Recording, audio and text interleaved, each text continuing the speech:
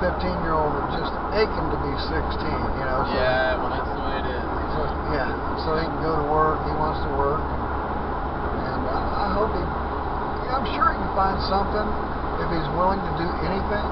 You know, you just about have to be willing to do anything these days. Yeah, and it's tough when you don't see the long game out of it. Like, you know, the thing that you start with, even if you start at the bottom, that's not where you're necessarily going to be. You know, you can use that, you turn that into something else, and you turn that into something else, and you keep going that way until you get where you want to be. Yeah. But you got to have the motivation to do that. Yeah, you do. I've got a 35-year-old too, and he started out when he was like 16 at Taco Bell. And he worked for 3 years straight at Taco Bell.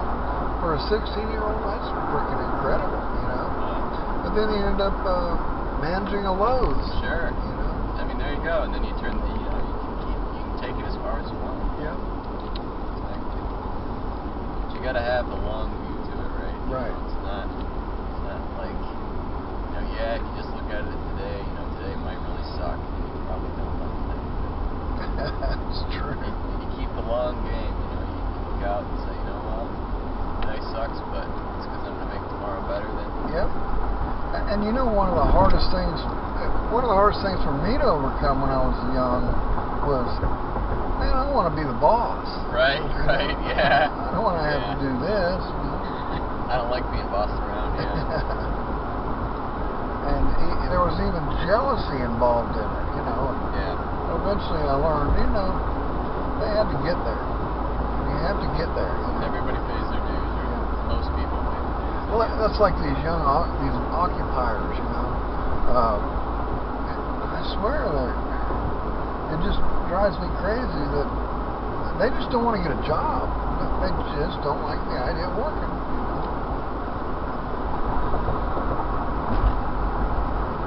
Yeah, it's been an interesting one to follow, you know. It's you got that, you got the other people on the other side who are, you know, all these bankers. I mean, the bankers are an easy target, you know, rightly or wrongly. You know, some of the stuff that did go down was pretty disgusting. And the government and the bankers are at fault. What airline are you on? Oh, I'm United. Okay. You know, corruption is plain and simple. If it's corrupt, it needs to be done away with. Yeah. But the Occupy movement is pushed by the unions. That's where it began with Stephen Lerner. He's the one that is high up there in SEIU, Service Workers Union, and he started it. And this stuff is funded and paid for, man. These people get paid to go down there. $60 a day. It'd be a lot easier to protest if you get paid $60 a day. And let me tell you something else. I went to night school, I went to afternoon school, and then I worked my way up. I didn't cry when I couldn't afford college. I had to run my father's store after he got a heart attack. I didn't go riding in the street and breaking any windows. So one of the bums comes up to me.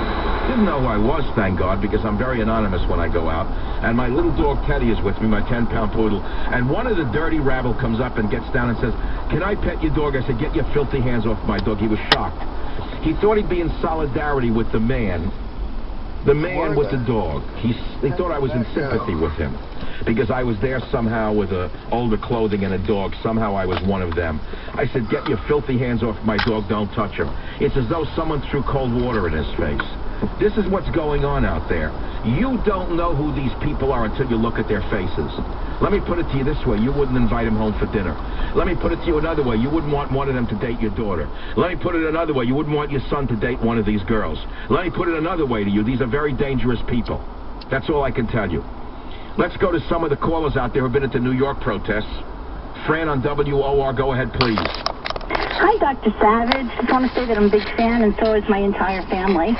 That's good. Thank you for accepting my phone call. I just want to let you know that my husband insisted on bringing my 3 teenagers to Zuccotti Park to see really what's going on, and he really felt that our kids were not getting a true picture of what was there from the news. Yeah. And, I'm a high school teacher myself, and I was very reluctant to go because I was very nervous. But he said, let's go. Well, I can tell you, these people were not people I wanted my kids associating with. They were just the flotsam and jetsam of society. That's right. These are the flotsam and jetsam of society, the malcontents that are found in all societies at all time. These are the 0.00001% of losers. There's another word for them, the losers, the bottom fish, the slugs at the bottom of the mud. And we're going to let them tell us how our society should be run? Children really, my children, I really believe, have a very good moral compass. They were like, Mom, what is wrong with these people? They were not unemployed people. They were unemployable people.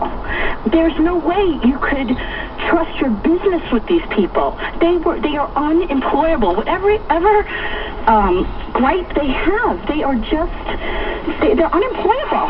They are not. Look, every society at every time has a small percentage that is known as the malcontents, okay, for want of a better word.